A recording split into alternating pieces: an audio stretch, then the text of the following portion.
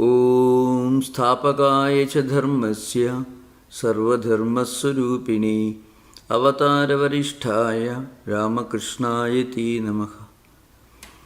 So we are continuing, and maybe today we'll conclude this part of the class, that is the giving a summary of the fundamental doctrines of Ramanuja's Vishishtadvaita, qualified non-dualism, which again in comparison with Shankaracharya's non-dualism. So just a few interesting points. The one, in Advaita system, the absolute reality, which is called Paramarthik Satta, is one, and that's the only reality. Everything else and all that appears to be manifold, not necessarily absolutely unreal, but only relative, not absolutely real, not absolutely unreal. So this is an important point. In contrast to this, Ramanuja says, Chit Achit Rupa Sarira Vishishtadvaita. That means the absolute reality is, it is Advaitic, but conditioned by or modified by these two aspects. One is the effulgent and the non-effulgent. To put in simple language, Ramanuja's idea of the highest God or reality is one supreme person, but it is one, but within that one there is manifoldness. So these three fundamental principles called Tattvatrayam, three important principles. God, Ishvara on the one hand, and then different living beings in this world called Jivas, and then this entire phenomenal world, which is devoid of effulgence. So, Ishvara or God, the Supreme Person, Ramanuja calls that God as Atma or Brahman, and also as Vasudeva, Narayana, all these. So, remember, this may be slightly confusing to those who don't study the system from a person who does not belong to that particular particular group. So you have to remember, in Indian philosophical tradition, there is this parampara or succession of teachers, students, and their students. There is one kind of learning where you don't go to university. You may have studied Sanskrit and all these related topics extremely well, but you study the philosophy as the doctrine as such. You study from a teacher who has studied from his teacher, and he has studied from his own teacher. So this is a kind of received heredity or heritage, a kind of transmission line. This may have this also did exist in European countries in the tradition of Dominican or Franciscan monastic orders, where they used to have only one or two books in the monasteries, and during the time of eating food, one man will read this one single copy and loudly, and others will listen. There will be discussions.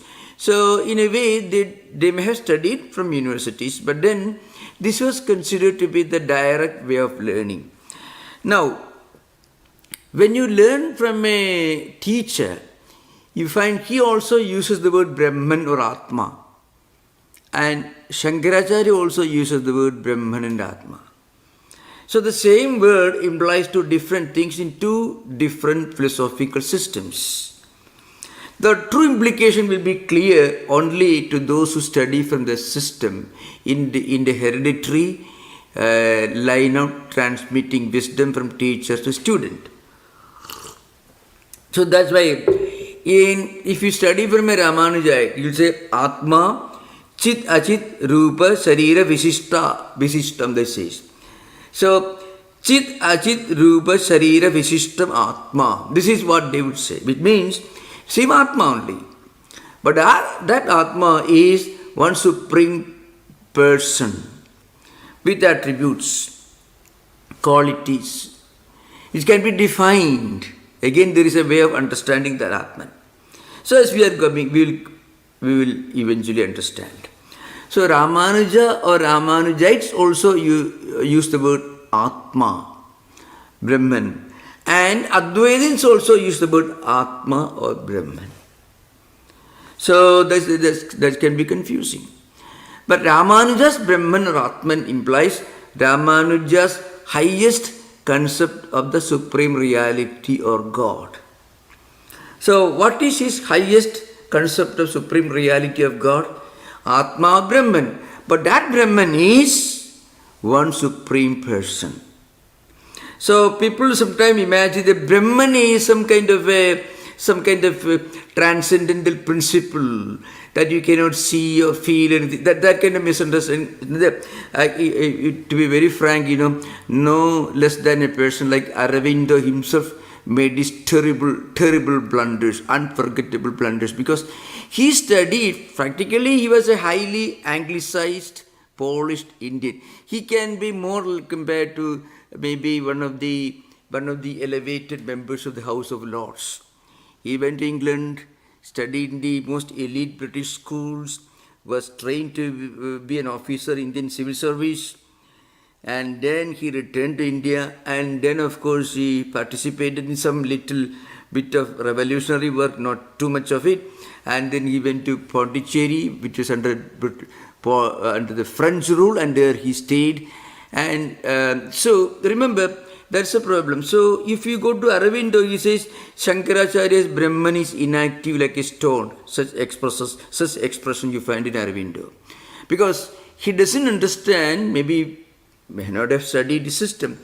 The word Brahman is used by all these philosophers.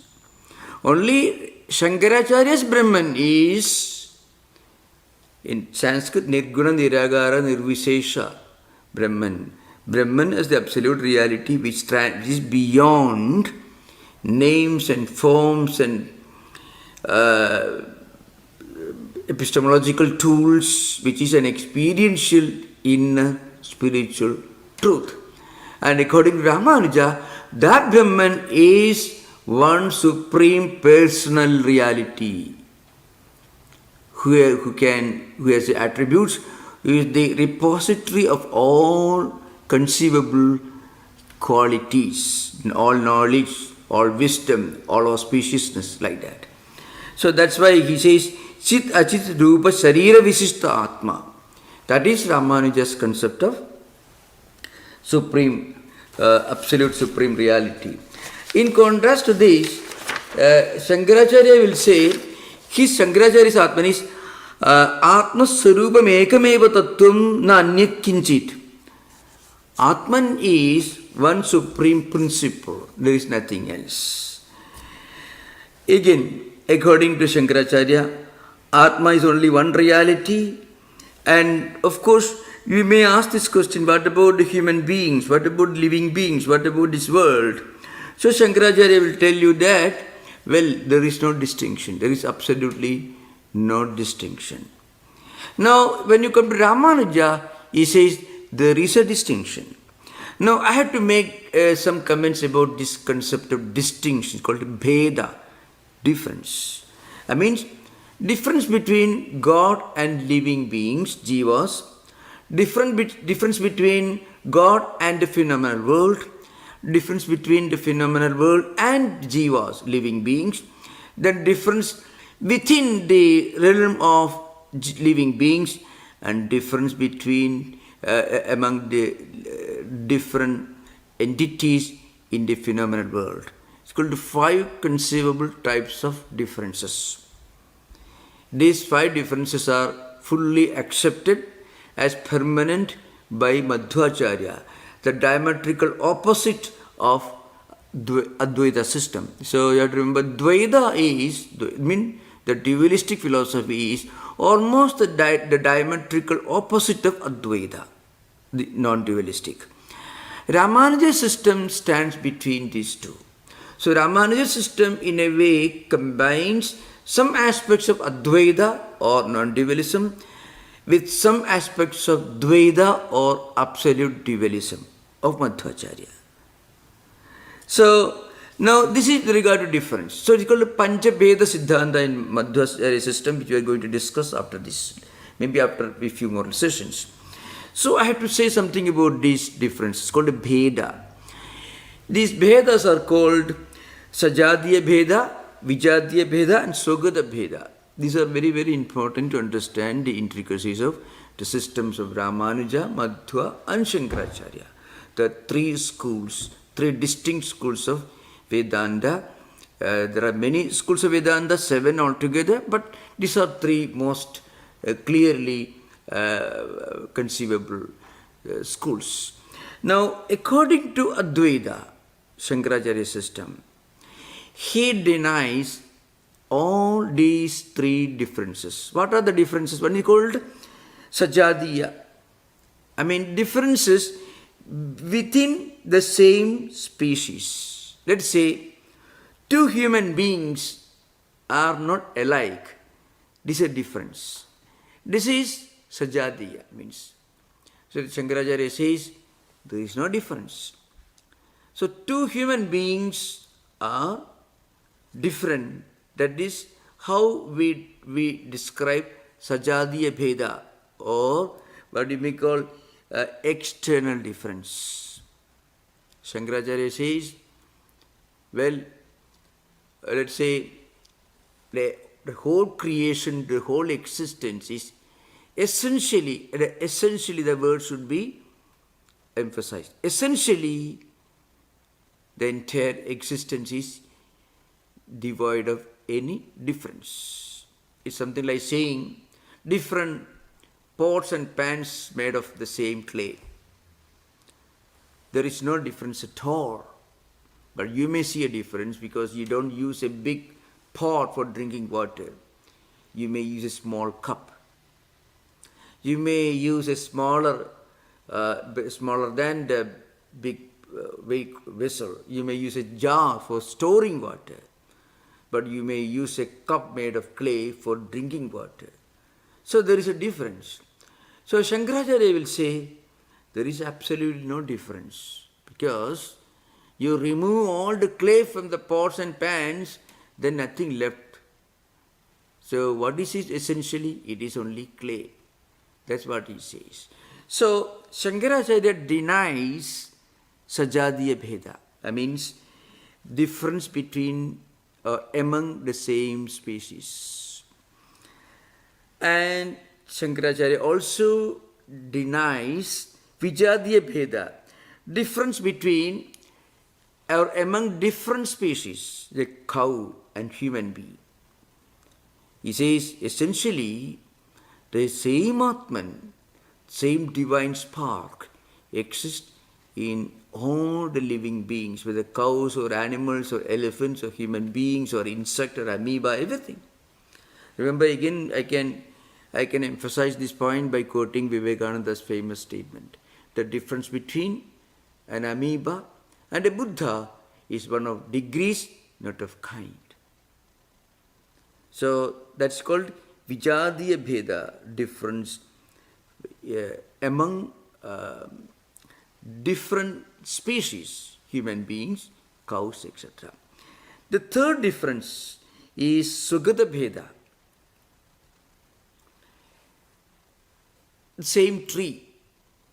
It has its roots, it has branches, its trunk, it has fruits, leaves, and so on. So that distinction is called Sogata Bheda, internal difference. Shankaracharya, Advaitins will deny all these three differences. So Advaita tells you that everything in this world is one divine spark, divine spiritual truth. So essentially, that's essentially that he says. People mistake. Advaita tells you that you and the tree and the mountains and the leaf and grass are the same. No, this is not what Advaita tells you. Advaita tells you that essentially behind everything in this world, whether the absolute reality of Brahman or different living beings or even the phenomenal world, there is one supreme reality. It doesn't say mountain is Brahman or a human being is a Brahman, cow is Brahman, not at all. These are all very, very laughable and very superficial interpretations which have created a lot of misunderstandings about Indian philosophy. So Shankaracharya, he totally rejects Sajadiya Bheda, Vijadiya Bheda and Sugata Bheda.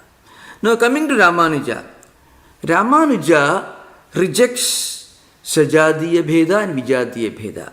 For example, Ramanuja will tell you that there is no difference between different human beings, among human beings. There is no difference between human beings and other living creatures, but he accepts Sugata Bheda. The reason is very simple. Ramanuja will tell you that only God or Ishvara has got this unique quality, has the uniqueness. What is the uniqueness? God is Sagala Kalyana Gunanidhi. Is a repository of all auspicious characteristics. And this God is the one who possesses this body, and everything else constitutes the body. God is the whole, everything else constitutes different parts. God is a controller and everything is controlled. God is a protector and everything is protected. God is the one who is the whole, and of course everything else is parts. In other words, it is called in Sanskrit, the Sanskrit terms are important because when you read these books in even English translations, they use these terms called Sarira, Sariri, Sheshi, Shesha, Niyanta, Niyamya, Rakshaka, Rakshya, all these things. So Amsin and Amsa. Amsin is the one who possesses, Amsa means parts. Amsin is the one who possesses parts, the whole and parts. Rakshaka means the protector. Raksha means the one who is protected. Niyanta, the controller, the regulator. Niyamya means what is controlled and regulated. Sheshi, Shesha. And Sarira, Sariri means the one who has this body. Sharira is the body. In other words, God is the supreme reality present in everything and everywhere. So in that sense, there is no Sajadiya Bheda, no Vijadiya Bheda. There is no difference from within the same species, and there is no difference between two species. But there is a difference between different parts of the same. Why? Because God is present as Antaryami, indweller, everywhere, in everything. It is called Apratak Siddhi. But at the same time, Sriman Vishnu Narayana, that Ramanuja's concept of Saguna Sakara Savishesha, Ishvara, the supreme God person, supreme person, who is the repository of all qualities, all auspiciousness, all powers, all capacities. That is a special virtue or characteristic of God. In that sense, there is a difference called Sugata Bheda exists. This is a very, very important point, remember. So, as I mentioned earlier, Ramanuja stands between Shankara and Madhva. It is, that's why according to Vivekananda, in terms of spiritual evolution, we begin with Dvaita, dualism. We evolve through qualified non-dualism through Vishishtadvaita. Eventually, we reach Advaita. So there are different perspectives. One is the perspective in terms of spiritual evolution of a spiritual seeker. The other one is philosophical. And if you go to India, if you go to different parts, different places in India, you find the person remains a Vishishtadvaita in all his life, mostly, because that's the article of faith. So there is not much of a gradual evolution taking place, but that is a kind of, it becomes almost a cult.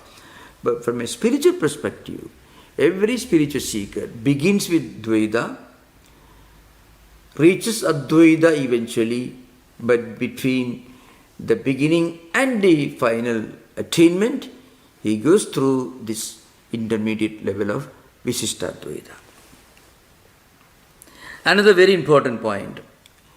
Shankaracharya says this supreme reality cannot be defined, cannot be explained, cannot be described.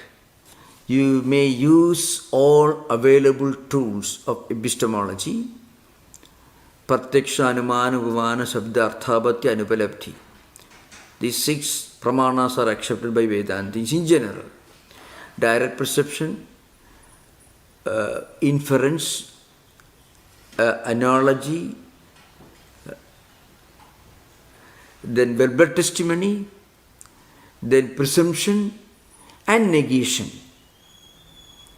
These are 6 tools of epistemology, theory of knowledge, among Vedantis in general, especially Advaitis. As Shankaracharya says, you cannot describe and explain or understand. You can only experience this spiritual reality. So, in other words, spiritual attainment in Advaita is essentially a part of our experience. Sutya, Yuktya, Swanubhutya. Swanubhutya means one's own inner experience. Immediate experience is called. It's Sakshat Aparoksha Brahma.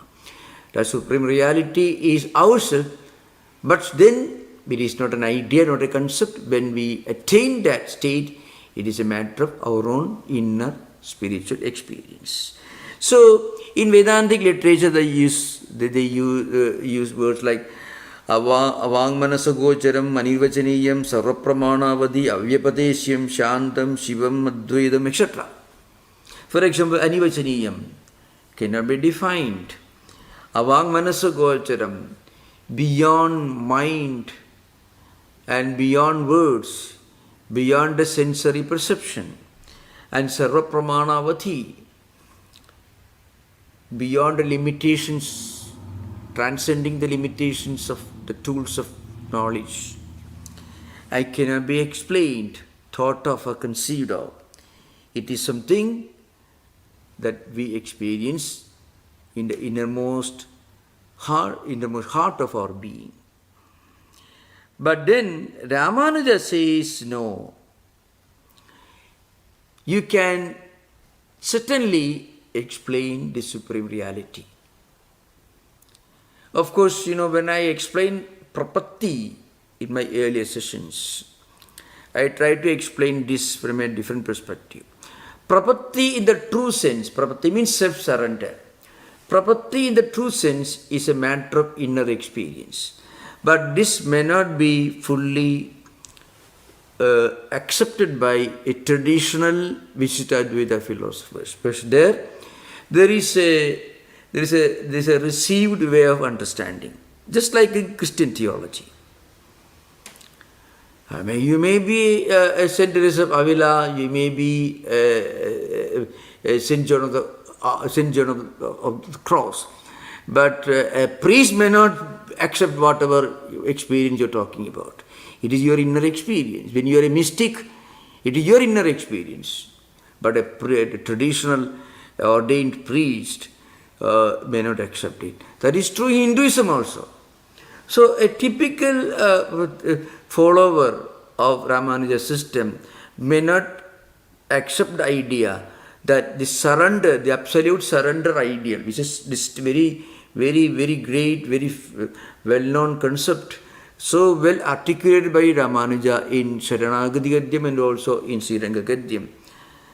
So we may feel, after all, it's an inner experience, not just going to a place of worship and just conversion, not at all. It is our own, at a point of time when we feel that we are totally helpless. We are knocking at all the doors, nothing opens. Then we surrender. So that is a kind of inner experience, closing the bargain in spiritual life. So this is prapatti. That means that is called when you reach a state of karpanyam. Then you practice atma nikshepa. I mean sharanagati. So anugulyesya sankalpaka pradigulyesya vardhanam rakshasya didi vishwasa goptrutva varanudha atma nikshepa karpanye shadvidha sharanagati. Without karpanyam, without getting this inner conviction, is again matter of experience, not reading or intellectual conviction. Without getting this inner deep-rooted conviction that our efforts are not enough, our self-confidence is not enough, our own endeavor, our own qualities, our own strong determination, not enough. At that point, you surrender. So actually it's a matter of inner experience. As you can find those who read the St. Teresa of Avila's inner castle, going deeper and deeper, which actually means going higher and higher in spiritual life. When you reach that point. But this may not be accepted by a traditional theology. I mentioned earlier, Ramanuja's system is more of a theology than a system of philosophy. It is more or less a system of theology. It runs parallel to many of the doctrines of Christian theology. So Ramanuja says God can be defined. God is Sarvajna, Nitya, Sarvavyapi and so on. Nirvishesha is Savishesha. Atma is Savishesha. A number of characteristics, qualities, attributes like omniscience. All God is all-knowing, is eternal, immortal, everlasting, present in everything, present everywhere. So all these definitions constitute the supreme reality. But in Shankaracharya's system, these definitions are only approximations. It's very important. So when you say in Advaita that there is God cannot be defined, one may ask this question, what about all these books then that we read and discuss? Full of words that we use. So Advaitins will tell you, these are important. These are very important from different perspectives. One perspective, when you feed your mind with all these great spiritual thoughts, all negative thoughts will be driven away. There's one view. Secondly, you invariably reach a point, that is, when you use all available tools of epistemology, and then you find that there is something beyond all that, sarva pramana avati. At that point, you reach, in your inner spiritual journey, you reach a point, and that is an experience, and that experience cannot be defined or described.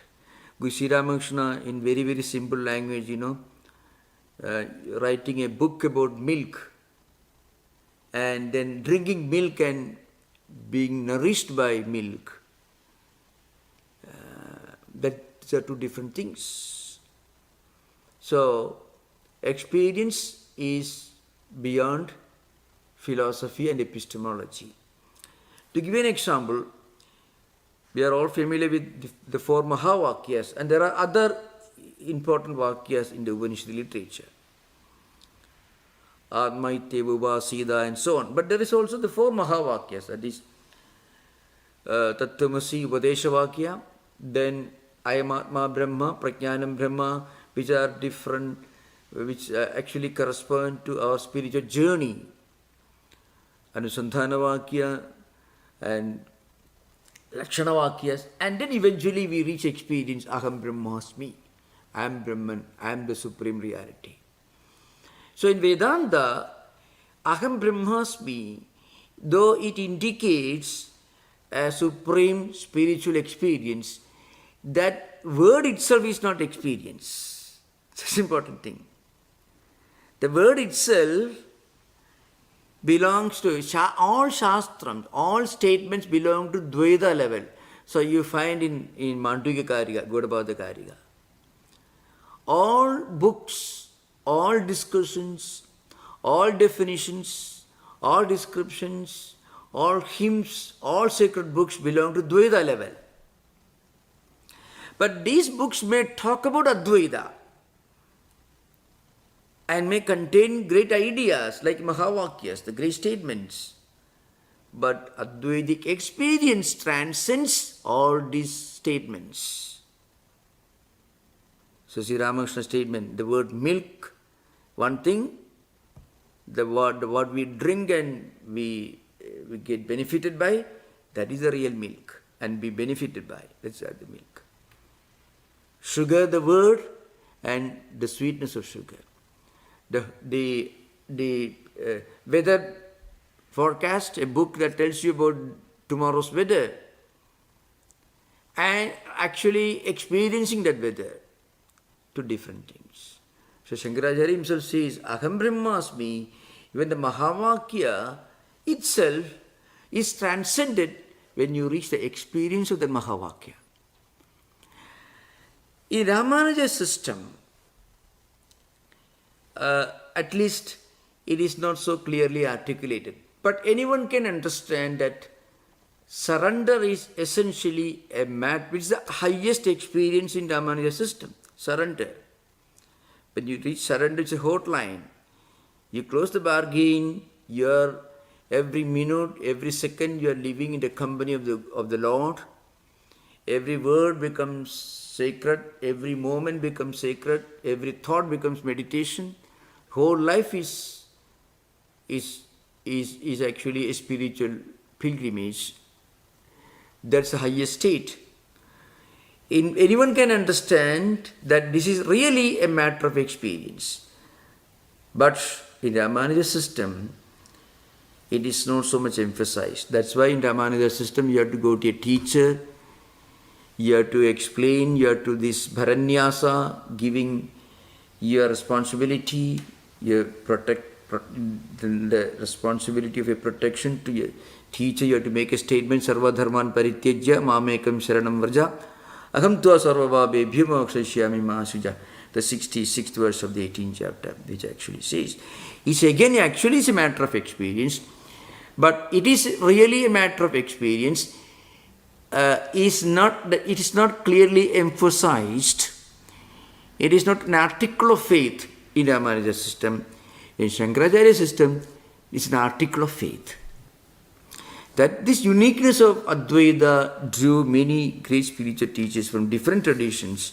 You can find that from 18th century onwards, you can find it. So this is one thing. Second important point, remember, is, this I already mentioned earlier, that, in Shankaracharya system, sometimes you find statements that you cannot even define God as the repository of all auspiciousness. That is sometimes mentioned in Shankaracharya system. Na tatra kalyana karaka api guna vastudaha santi. Na tatra santi means. So, adeva jasa nirgunaha. So, the Shankaracharya system essentially is nirguna. Even kalyana karaka api guna vastudana santi. Even auspicious qualities do not exist. What it means is, the supreme reality, it's beyond definition, even in terms of being a repository of all that is auspicious. Because the moment you define God as the totality of all that is auspicious, then you have to find the way to describe the opposite of that. What about the negative? What about the problem of error and the problem of evil? Problem of evil in Abrahamic traditions, problem of error in Advaita tradition. So Advaita accepts the problem of error. The inauspicious, the negative is explained in terms of the problem of error. But in Abrahamic traditions, it is explained as a manifestation of the rival of God, a kind of rival, somebody who is acting as a rival to God, the Antichrist, or you may call it the Satan or Beelzebub or anyone like that. So that's why in Shankaracharya system, the supreme reality cannot be defined even in terms of all that is auspicious, because that leaves up the scope for creating another rival concept. If God is the totality of all that is good, how do you explain the reality of many things which are not so good that you experience in this world? Then you have to invent a devil for that. So, and if you invent a devil, then it is no more non-dualism, it becomes dualism. So, in Shankaracharya system, this is the natatra kalyana karaka api gunaha vastuhana santi. But in contrast to this, Ramanuja says, Atma subhavata eva apagata patmatvat adi aneka kalyana gunakaraka gunasayaka na tatra heya gunaha santi. That is Ramanuja system. So Ramanuja tells you on the other hand that in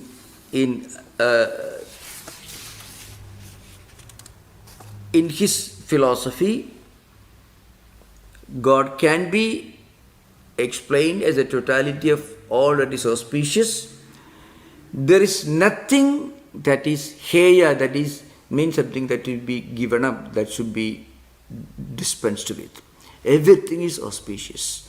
So there is not a clear-cut answer when you ask the question, what about the other side of the coin? Maybe Vishishtadvaitins have no answer. So that is I don't call it because that the subject didn't come up during the system. And remember, unfortunately what happened, unlike Dvaita system, Ramanuja system did not grow beyond a limit. Maybe because of its strong theological foundation. It was a supreme devotional movement. On the other hand, Advaitins, and to a lesser extent Dvaitins, gave birth, produced a number of outstanding dialecticians. But in Ramanuja system, after Vedanta Desika, there was nobody who could be compared with Vedanta Desika. He was the one who put Ramanuja system in a solid philosophical foundation. So that's an important. Another point is in Shankaracharya system, by its very nature, Brahman is jnanam, knowledge itself. Knowledge is not an attribute, but in Ramanuja system, knowledge or jnanam, awareness, so to speak, is an attribute of God. Because if you want to retain the personal aspect of Ramanuja's Brahman, then you have to emphasize that God is not jnanam, God is not knowledge, rather knowledge is only an attribute, is a quality, is a property of God. But in Shankaracharya system, knowledge is Brahman itself. This second, again, in Shankara system, knowledge is Brahman itself. So, but at the same time, you cannot say that Brahman knows something. That's a very important point. It's technically very difficult, especially those who are not familiar with the traditional arguments in Sanskrit. It makes it very simple. Brahman is not jnata. Means Brahman is not the one who knows. Brahman is not involved in the act of knowing something. And Brahman is not karta. Brahman is not involved in the act of doing something. Brahman is not jnaya. Brahman is not the object of knowledge. So neither jnata nor jnaya. When Brahman is not the knower nor the known. Not the knower, not the known in Shankaracharya's Advaita system. But in Ramanuja system, the God can be defined, described as the Jnata, Vijnata, and that God is our supreme object of spiritual knowledge. So, Jnaya, supreme Jnata, Jnaya, and Vijnata. In Advaita system also you find this word is used, but there it's not equal. It is not involved in any. There is no indication that Brahman is knowing something, or Brahman is becoming involved in any kind of activity like doing or knowing or anything. On the other hand, Ramanuja says Brahman is both Jnaya and also Jnata. Another important point is Shankaracharya admits that this is a technical point. Shankaracharya says that Atman is Nitya and Kutastha, means eternal, and also involved immanent in everything, doesn't become anything in this world, but only appears to have become. So the exact Sanskrit statement can be referred to here to make that, because Sanskrit statements make it more simple.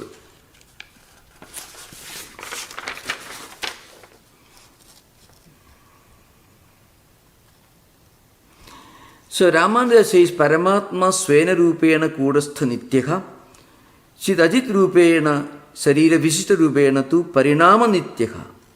So Parinama Nityaha Vishishtha Rupena Iva Dvitiyaha. So Ramanuja believes in Parinama. This Parinama should be understood. It has something to do with the doctrine of cause and effect. So this I explained in a different context. Gold becomes different ornaments which are made of gold. Necklace, rings and so on. Or clay becomes different different pots and pans and cups made of clay. Now Ramanuja will tell you that this clay has become, the B, capital is important, become, has actually become pots and pans. Gold has actually become necklace, it has become a ring. Parinama means real transformation. Like oil seeds becoming oil through parinama, real transformation. But suppose you say the threads have become cloth, or gold has become golden ornaments, you are not 100% justified. Because if you melt these golden ornaments and different ornaments, they go back to gold. If they have really become, you use the word capital letter B, parinama, then golden ornaments cannot go back to gold form.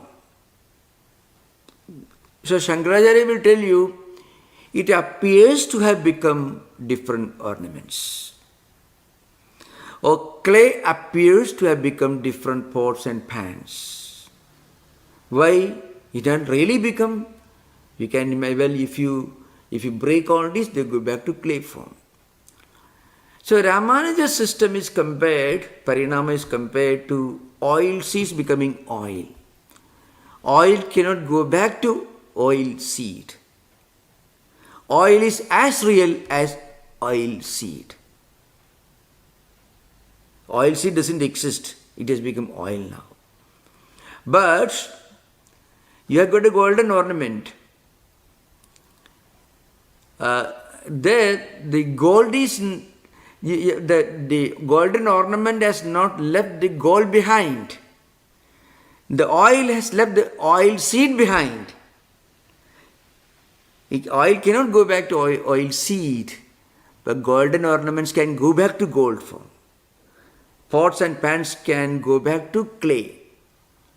So when it can go back to its previous form, the causal form, it is called apparent transformation. This apparent transformation is called vivarta in Shankaracharya system, vivarta. But real transformation is called parinama. The oil seed becoming oil is parinama. Gold becoming golden ornaments is vivarta, where you can go back to gold. But then there are many statements in later Advaitic works. Sankshepa Sharirakam by Sarvajñatma Muni, the famous scholar, saint. He says, Vivartavadasya Purvabhumi Vedantavade Parinamavadaha Vyavastidesmin Parinamavade Swayam Samayadi Vivartavadaha. That's a very, very interesting statement. It's an absolute fact. I will explain this. Now, how do you understand Vivarta Parinama in our spiritual life? Well, we can say, when you travel from Dvaita through Vishishtadvaita towards Advaita, what happens, First you think God is a very wonderful man, all auspicious qualities. He listens to your prayers, very compassionate, wonderful, fine. And you go and you pray and your prayers are fulfilled. That's wonderful. So you think, well, that's true. And then when you go further, you say God has become everything. That's a common statement. This is a statement that God has created everything, and beyond that God has become everything. Actually, God has created everything is Dvaita only. God has become everything is only Vishishtadvaita. This, in a way, Vishishtadvaita system can develop only in a very refined society.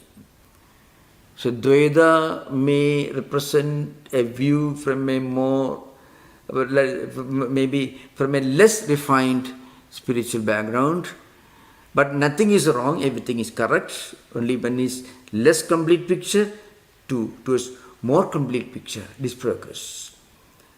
So Advaita can be understood only in a very, very refined, in an exalted spiritual culture. Spiritual culture, I'm not talking about philosophical doctrine. So one may imagine, well, God has become everything. And as you move further, you understand, well, one can easily start his spiritual life and become God himself. How? You start manifesting godly qualities. You don't become God in the Vishishtadvaitic sense, but in the Advaitic sense, when you transcend the idea of body-mind complex, and when you reach a point of absolute spiritual knowledge, you may become a Jivan Mukta, completely liberated. The life itself becomes divine. In that sense, every day, every moment, you may be experiencing the spiritual unity and oneness of the entire thing. So that's again a state that comes. But before you reach that state, you may think, well, God is one and He has become all this. That's why Vivartavadasya Purvabhumi Vedantavade Parinamavadaha. Parinamavada, or the concept of real transformation, is a necessary, unavoidable, intermediate state that comes to a person in his journey in spiritual space. From Dvaita through Vishishtadvaita towards Advaita. Vyavastidesmin parinamavade swayam samayadi vivartavadeha.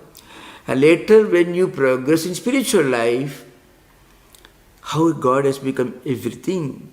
When you meditate, you go deeper and deeper in your spiritual journey, then you see nothing but God everywhere. And that God is not a big, muscular person with a big stick in his hand. That God expresses His presence as peace, serenity, tranquility, the same divine spark pervading everywhere. So it's a matter of internal experience. That's why Sanskrit Shariraka says, Samrakyatma Muni says, Vivartavadasya Purvabhumi Vedantavade Parinamavadaha Vyavasthidesmin Parinamavade Soyam Samayati Vivartavadaha. So the idea that everything is only appears to have become all this, the same Brahman is everywhere, it automatically comes to a person who transcends the early stage of his experience. That's the idea behind. That's again, one may ask the question, you cannot explain this, then why do you take all the trouble?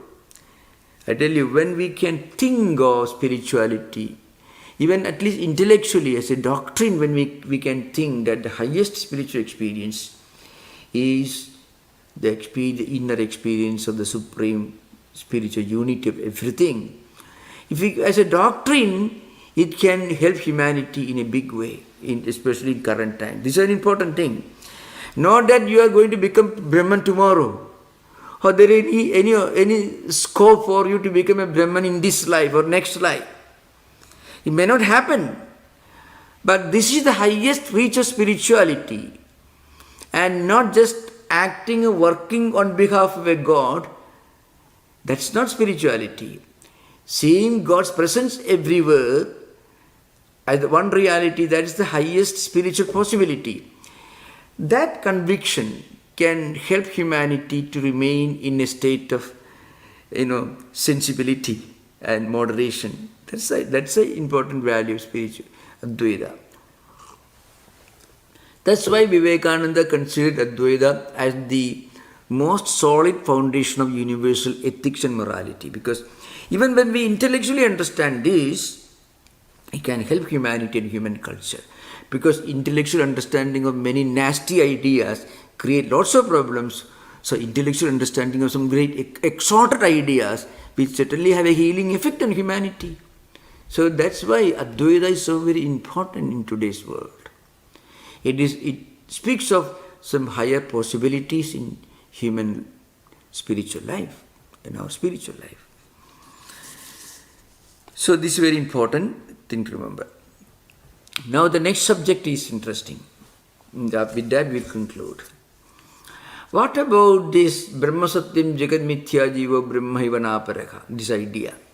I explained this on many occasions earlier. So the point is, this is a statement that we have to contemplate and think and pursue. Here, Sravana, Manana, Nididhyasana. We must listen, read, be intellectually convinced, and think of this. There is one supreme reality, everything else is only relative, means non-eternal, not absolutely real, nor absolutely unreal. That is mithya. Now, this idea was never properly understood by non-Advaitic philosophers. That is based on, I only explained this on the basis of Sapta Anuvapattivada, which is actually taken from Ramanuja's Sribhashyam, where Mahapurva, Purvapaksha, Mahasiddhanta. So you find discussions on what do you call, the illogical aspect of the concept of mithyatva, the untenable. It is totally untenable. So, Anuvati, Sapta Anuvati, 7 reasons why mithya, the idea of mithya is not acceptable. Ramanuja's philosophy, Sribhashya explains all this, and elsewhere, of course. So the point is, by mithya, Shankaracharya never meant something that never exists. It's only linked to the idea, the human nature. But frequently, when we experience things, when we see things, when we hear things, we frequently forget the fact that they do not remain the same for all times. Instead, we think they exist the same way for all time, this misunderstanding. So in such a background, you have to mention, you have to tell the person who makes a mistake, that, well, all these things will come and go. They don't exist without a change, the past, present and future. They are subjected to sadvikaras. Jayade, asti, vardhade, vivarinamade, abhakshede, vinashyati. That's coming to existence, existing, evolving, growing, evolving, decaying and dying and disappearing and re-emerging. So everything in this world belongs to that. So a person who wrongly imagines that a mud pot is fundamentally different from a cup made of mud or clay, that person should be told, that's wrong. They are saying clay. So like that, Brahma Satyam Jagat Mithya. Everything else is only a Parinami Satta, or Parinami Satya means something that goes on changing all the time, things that are getting transformed every day, every minute. That's the nature of this world, the fundamental impermanence, the transient nature of the phenomenal world and everything. That is the real implication of the word Mithya. But the Mithya, Maya and Avidya, these three terms were very often misunderstood and a lot of opposition you find in non-Advaitic literature. We will discuss another aspect of this sublime philosophy of Ramanuja, especially in devotional philosophy. We already discussed the Prapatti aspect. Some other important aspect we will discuss in the next session onwards. Now we can have interaction. You are most welcome. Yeah. Advaita fundamental principle is Jnaneneva eva kaivalyam. That is, knowledge is everything, and all the karmas and kriyas are only will result in chitta shuddhi. Yeah. So but you mentioned that for the reality is beyond anirvachaniya, mana, gochara, etc., etc. You mentioned that the guru aspect is necessary only Vishishtadvaita, but I thought even in Advaita you need a qualified guru to study the scripture. Atma Vichara has to be done on the guidance of a guru who has come from a Guru Shishya Parampara. Can you comment on that, please? Yeah. So now, of course, you made a number of observations. The last observation was with regard to Guru. But before that, you made some observations. Remember, the Chitta Suddhi Karma, etc. All these belong to the early stage of any spiritual seeker. One should focus on doing the right thing, and then one should focus on doing the right thing without any attachment. Gradual evolution is there. And then only you actually fully understand the true meaning of scriptures. Now you talked about Guru, that's true. Now, are you speaking about Guru in the spiritual tradition in that sense, or Guru, the teacher, the one who teaches the scriptures? In the Oh, yeah. Manishuttam Mukshuttam Mahapurusha Samseka. So that's true. So the point is, without getting association with somebody who somehow represents the great teachings, you may not be fully convinced of what you are learning. That's a fundamental fact in everything. So now, there are two aspects in which this Mahapurusha Samsaya, association with the great teachers, it functions.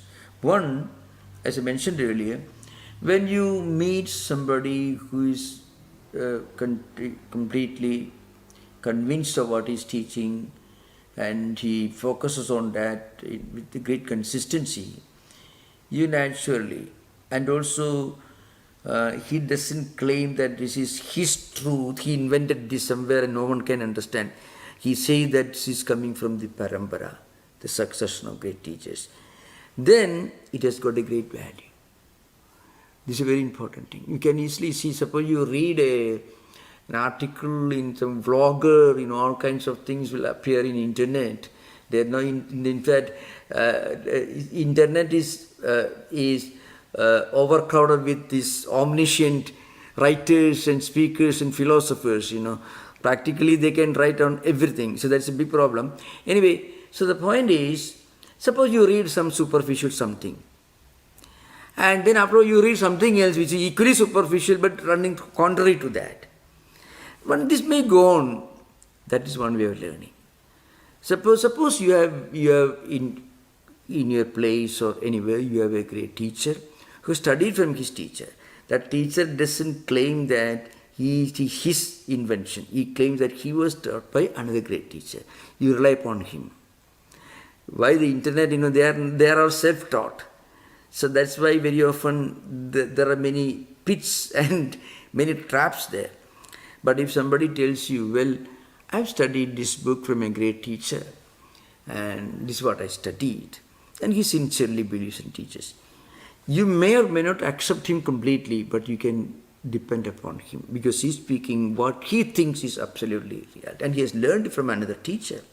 He belongs to this succession, this link of great teachers, preceptors coming from ancient times. That's one kind of preceptorship, guruship, guru, teacher. The other one is a teacher who transmits to you a kind of spiritual possibility, spiritual potency. It's just like a candle is lit in your heart. It may not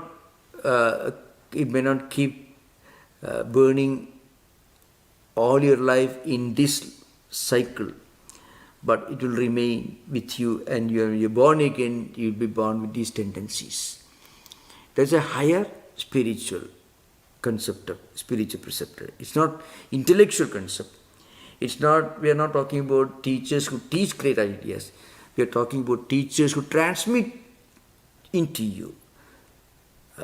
Because they have that lamp burning in their heart and they are transmitting that into you. And when you want to lit a candle, the wick of the candle should come in close proximity with another burning lamp. There is 1 millimeter gap. The light will not be transmitted from one lamp into another lamp. It doesn't happen. So that is called transmission of Guru Parampara in the more traditional sense. That is spiritual. This is the later one. The former type of teachers are great teachers who preserve this tradition as a sacred obligation to the ancient preceptors. That's what if you. So there are two different ways. So when Shankaracharya mentions in Vivekachudamani, Dullabam Trayame Daivanugraha Hedugam Manishuttam Mumukshuttam Mahapurusha Samseha. So these three unique blessings in human existence, Durlabha means so difficult to get. Daivanugraha Hedugam, it's only by the grace of God you get this. That is Manishuttam, being born as a human being, Mumukshuttam, and born as a human being with a great urge for spiritual enlightenment. And then you get an opportunity to connect with somebody from whom you may learn something about the spiritual journey that you want to undertake. Or if you are still more blessed, Vivekananda got Sri Ramakrishna as a guru. So Sri Ramakrishna just lit the lamp in his heart. It took some time for it to manifest. You find even after the first experience of Advaita, Swami Vivekananda was not fully convinced. He had to go through many, many years of struggle. But the lamp was there. It was burning, but it began to burn in full effulgence later. So there are two different ways of interpreting Guru concept. Mahapurusha Samseha. And another important thing I will tell you, when you listen to the great statements, why we are referring to the great original statements of these great sages, where Shankaracharya, Ramanuja, Madhva, Vallabha, Nimbarka, anyone for that matter, the words they wrote and uttered and they taught, they do have potency. And they mean something much more than what their English or any translation could mean, or any Indian vernacular translation. No Indian vernacular can fully represent the great teachings originally mentioned in the great Sanskrit statements. or in Indian language or in English. None of these languages. So the words do have a potency. So when you listen to a teacher uttering those words, which were written or uttered by great sages, in the case of Ramanuja in 12th century AD, they do have a potency. You can say prapatti. Ramanuja used the word. You can mention any other word, but the particular word has its potency. So word does have a meaning and significance that goes far beyond what it means in dictionary. That's why Mahapurusha Samsaya can be interpreted as the ability to learn from a traditional teacher, or to be blessed by a great teacher who can lit the lamp in your heart. Sri Ramakrishna Vivekananda is supreme example of this. Okay, thank you. Namaste, Swamiji. Namaste, namaste. You used an expression, the problem of error, in today's discussion in Advaita. Yeah. Can you explain that a little more? What is the problem of error? Yeah, I'll tell you. So that's very. So, in Abrahamic theology, mostly in Christian theology and also in Islamic theology, they use the word, they have somebody who is a rival to their God. So any problem that you experience in this world can be explained in terms of intervention on the part of the devil, as they call it, the Satan or the archangel, and so on, you find. And this more or less can be found in other Abrahamic traditions, especially in the Islamic tradition. Now, even in Buddhism, Mara there is a Buddha. Buddha doesn't talk about it, but later Buddhists, they invented or they slowly developed this something like an archangel thing. Now, that is true in Ramanuja, Madhva, and other systems. All these dualistic systems, somebody is somewhere who is moving trying to move in the opposite direction. So that's the idea. Now, in Advaita, they don't accept this. It's called the problem of evil. What I mentioned till now. In Advaita, they don't accept the problem of evil. They consider this problem of error. Ignorance, or spiritual ignorance of avidya, absence of our true understanding of our true nature. Absence of our understanding of our own true nature, that we are the Atman, we are the all-pervading reality. This is not well understood nor realized. Here, absence of understanding doesn't mean intellectual. Somebody who is not spiritually enlightened. So the absence of spiritual enlightenment is an error. So that's the reason why people do wrong things. That's how Advaitins interpret it. It's not that somebody is standing there to drive you in his direction, Actually, John Milton's devil, Satan, is almost a close competitor to God. He is not almost as strong, it's a little 1 inch below, that's all. He's not a small fry, the devil, Beelzebub, in Milton's Paradise Lost. So, I tell you, we cannot dismiss this. This is the only way for a common person to understand some imponderable, some very difficult, incomprehensible problems we face in life. So the natural tendency, we want to find somebody, want to invent somebody who is pulling the strings in the opposite direction. So naturally, it must be somebody else is working against God. We call him devil or whatever it is. But when you reach a higher level of spiritual evolution, then you find it is a person does terrible things, not prompted by the devil, but because he is not aware of his own true nature. He has the divine spark within him, but he is not aware of that.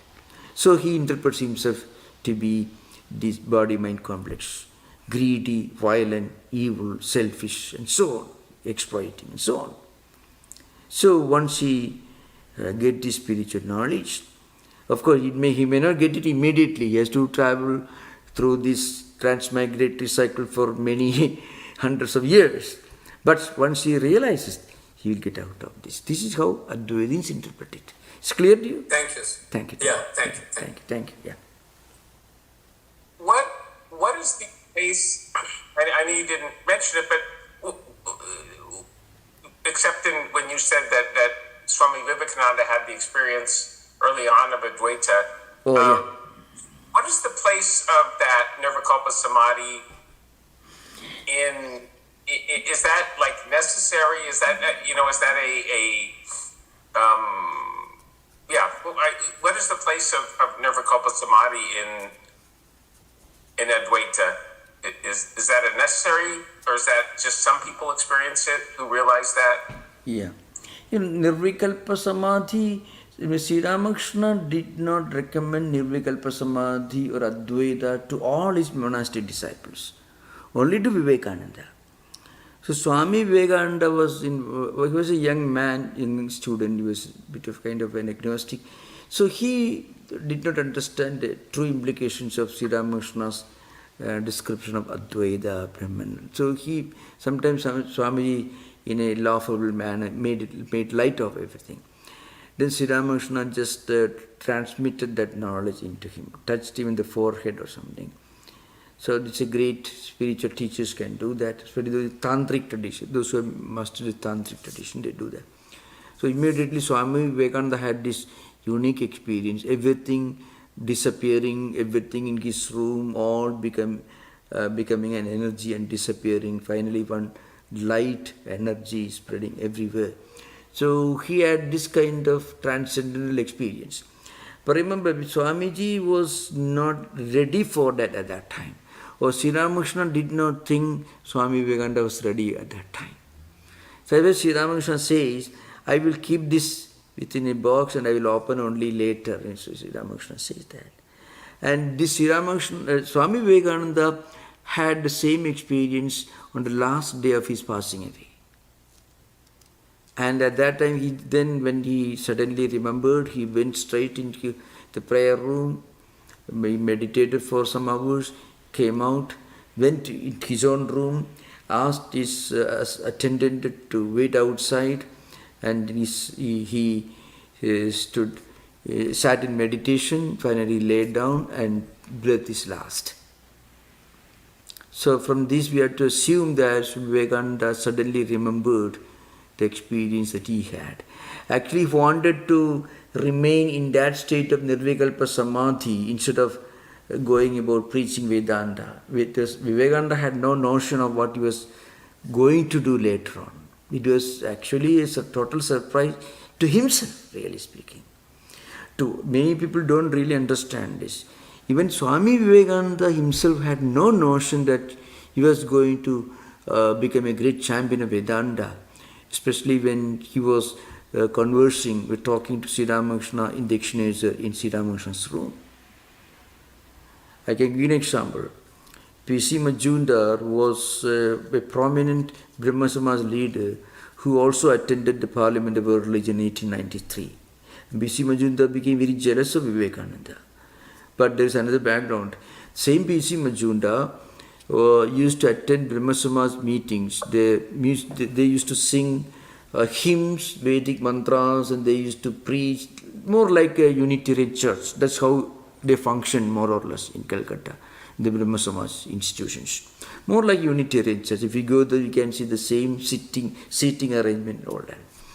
So, P.C. Majumdar used to take part in those meetings, Vijay Krishna Goswami and others. And once somebody asked P.C. Majumdar about Vivekananda, do you know this Naren? That's how the short name, Vivekananda's old name is Narendra. Oh yeah, I've seen him, that's all. P.C. Majumdar, he didn't seem to pay much attention. The same P.C. Majumdar was in Chicago in 1893, remember. Maybe 5-6 years later. And he found this youngster who was singing some bhajans in an unknown person. Long ago, 5-6 years ago, he had found him singing some bhajans in a small tiny group in Calcutta. This youngster is now making waves in this foreign country. And P.C. Majumdar was an experienced orator. And he used to invite all world to come to India and convert Indians. Indians are waiting for Jesus Christ, ready to be converted.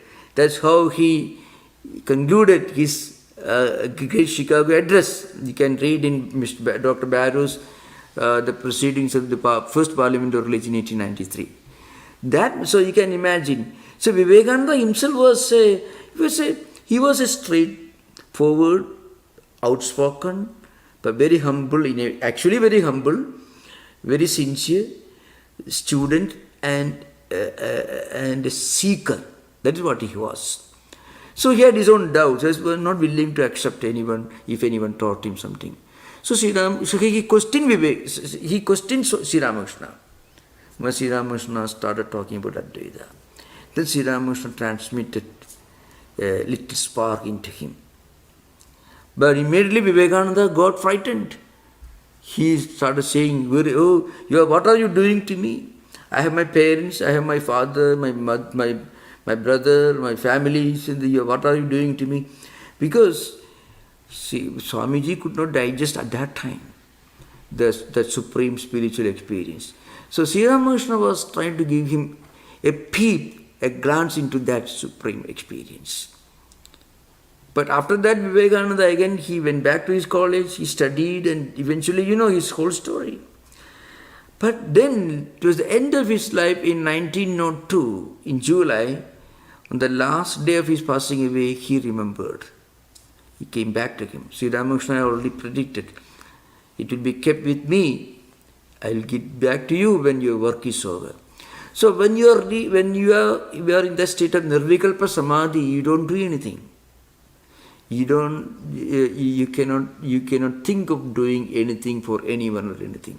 So Gaudapada Karika says, Shastram, Shasta, Shishya. Shastra means the spiritual knowledge. Shastra means the teacher. And Shishya means the student. They exist only in Dvaita level. Nirvikalpa Samadhi is at Dvaita level. At that time there is no preaching, there is no parliament of religion, there is no practical Vedanta, there is no elocution, there is no great speeches. So, Swami Vivekananda did all this great work between these 2 points of time. The time when Sri Ramakrishna transmitted gave him a glimpse of that supreme experience. And finally the time when it came back to him, he remembered and he decided to leave this physical body. Between these 2 intervals, all the great work was done. So we are sitting here rather, discussing Vedanta. Because of that. Because the great work Vivekananda did between these 2 points of time in his life. Okay, thank you. Yeah. In the Advaitic experience, the ultimate reality involves transcendence. It is beyond words, it is beyond logic, it is beyond triputi, etc. Does the Vishishtadvaitic goal not involve any transcendence? Yeah, the prapatti, the self-surrender in its highest sense is a kind of transcendence. Because what is prapatti? Prapatti happens only when you feel you are a kripana, karpanyam. You feel you are totally helpless, you are a destitute. At that time, you are helpless, you surrender yourself. So it is a straight-cut ascendance. So there is transcendence, but not transcendence to the level of nirvishesha, nirguna, nirakara, that impersonal level, no. You gave a very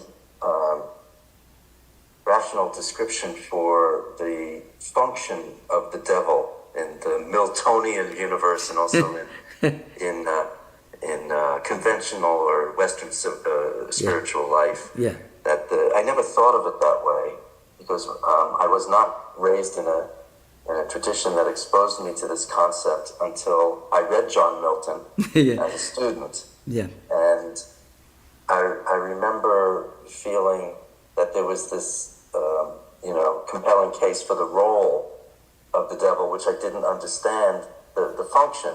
Mm. And you just explained that it's necessary to explain the conditions of the temporary conditions of human life. the adversities and the obstacles and struggles. But my question is this, and it was my question then, and the professor was kind to me, but I still have the question, why give the devil a promotion? Because when the devil is given such a promotion as the functionary for all of these things, then there's a tendency of it's human nature then to have that support for the blaming, support for the finger pointing, and for a certain kind of negativity, which then becomes a bit fearful, a bit obsessed with problems rather than transcendence. So why give the devil a promotion is my question. Yeah. So, to coming back to Milton's Paradise Lost, of course it's based on, loosely based on the biblical mythology. So the point is, why should you give a promotion to the devil? I mean, actually, the devil concept is a natural effect of our need, our urge to find an explanation for things that we don't want to do, we don't want to see, we don't want to experience, but we are doing, we feel as we are compelled to do things, we are forced to see things and experience things that we don't really like, which naturally should be against the positive, which should against the divine and godly.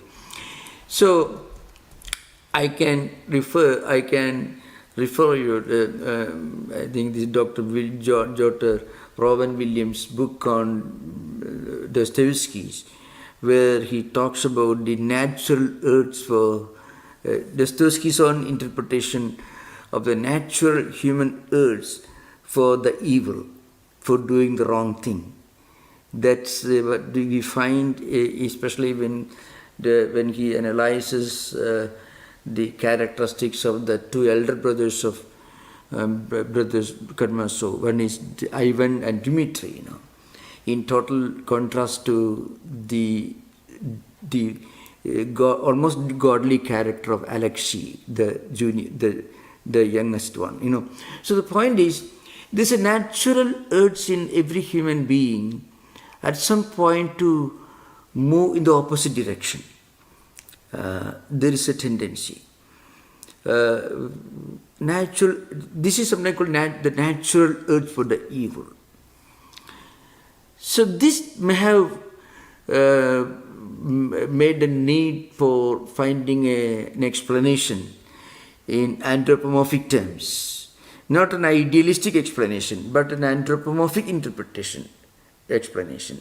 Some kind of you can see the horns and the pictures, the cartoons of the devils in the old biblical literature, old editions of the Bible you can see.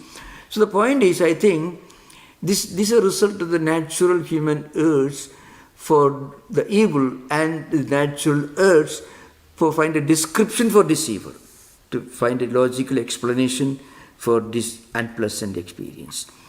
So, and the normal human being who may not be aware of this higher possibility of Advaita, who can only think in terms of God creating this world and being an arbiter of all his creation, supervising his creation, in such a ecosystem, what you call theological ecosystem, you will naturally come up with some kind of an anthropomorphic evil person.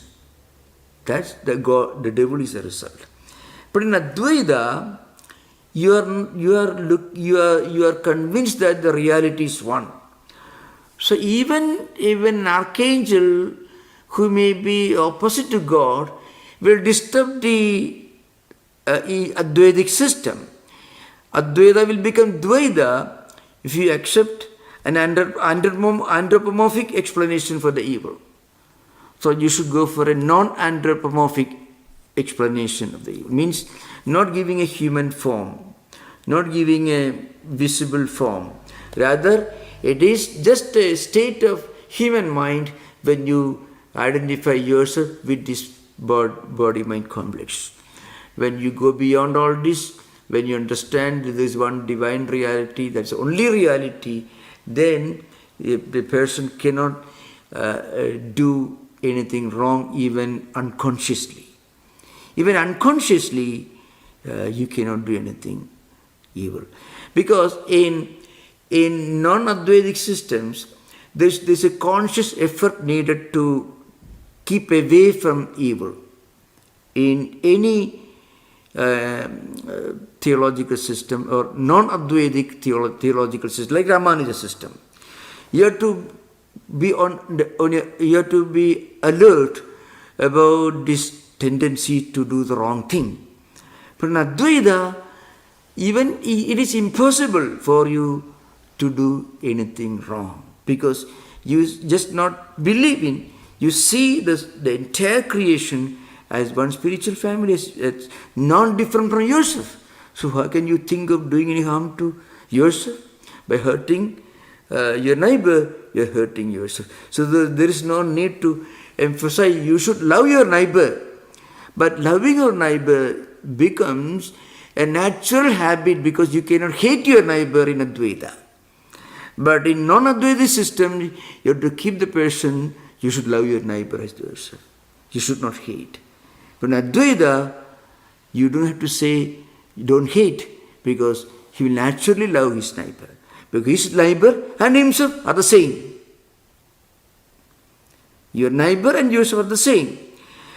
Again, there the foundation for these statements comes from Shankaracharya's commentary on one of the Mandukya verses. So Siddhanta Vyavasthasu Duitino Nischida Dridham Parasparam Viruddhyante Taihi Ayamna Viruddhyate. So you find the word Dvaita is used in this verse. This Dvaita has nothing to do with Madhvacharya Dvaita system, because Shankaracharya, Gaudapadacharya lived in 6th century AD and Madhvacharya in 12th century AD, 600 years later.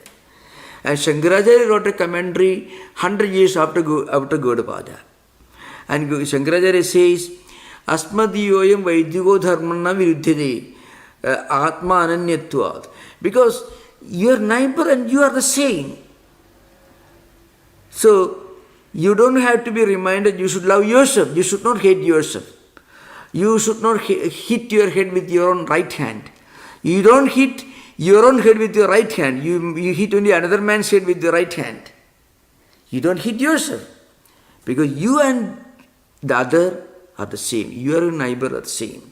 So this total identity and oneness and spiritual unity and oneness of whole creation, this central theme of Advaita.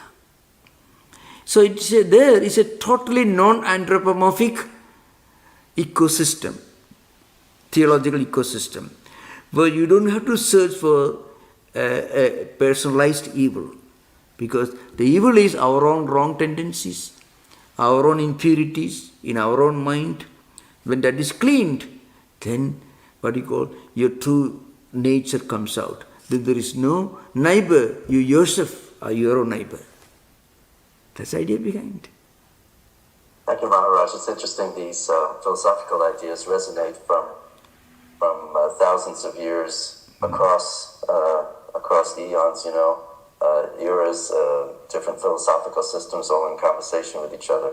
But your point about it having the potential, by its very essence, reducing unnecessary conflicts in the world. True, actually, yeah, that's true. That's why Advaita is a great ethical, moral philosophy, but it's not understood in that way. So there should be more conversations at academic and non-academic levels, and unfortunately, it doesn't happen. In modern times, we should pay more attention to these great ideas, because human civilization should be preserved. Science and technology alone cannot do that. So, this idea of unity and oneness. We also should probably be aware that if we, as C. Gopinath said, elevate somebody into a devil to be vanquished, that we may be their devil to be vanquished next. Yeah, yeah. No end to it. True. So the problem is within our own heart, that is chitta shuddhi, what Srira mentioned, purity of mind. So the impurity is called this devil. The impurity in our own mind is given personalized anthropomorphic interpretation, you call it devil, that's all. But really you cannot blame anyone, because this is a natural urge for somebody who has just begun spiritual journey. He wants to see the man who is responsible for all, say a good man, a virtuous man, he's suffering. And an evil man is succeeding in everything. So people are naturally they are at a loss to understand, to find an explanation for this. So at that time, the early theologians, Milton's Paradise Lost it is just a literary classic. But the point is, so the natural seeker will try to find an explanation in more concrete terms, not in subtle or mystical terms, but something very concrete. So he creates a big monstrous fellow with horns and who is creating trouble everywhere in the world. And the result is this Beelzebub, devil, all this Satan and all this. Well, thank you, Maharaj. Rowan Williams, who you cited, was Archbishop of Canterbury formerly. So his point of view is interesting because he was from this Church of England. Yeah, he has a great student of Dostoevsky, whom he considers perhaps the greatest novelist of all times. His writings on the mostly, of course, he deals with all others, but in his study of Dostoevsky mostly focuses on Brothers of Karamazov and Crime and Punishment and others. But it's very profound. Dostoevsky himself was a great philosopher and thinker in that sense, So, okay. So thank you so much. Om Shanti Shanti Shanti Harihi Om Tat Sat Sri Rama Krishna Arpanamastu.